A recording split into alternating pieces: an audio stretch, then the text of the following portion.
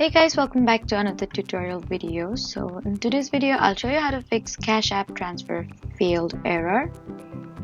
First, make sure your internet connection is stable. Then confirm that your Cash App is updated to the latest version.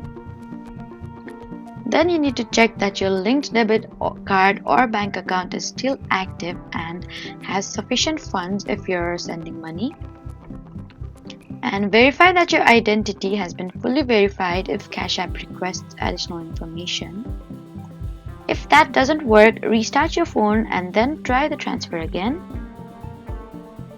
If the payment still fails, then you need to wait a few minutes before trying again, as temporary service issues can sometimes cause transfer failures.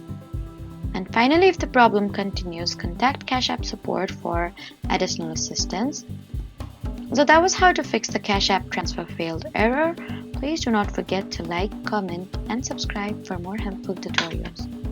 Thank you for watching.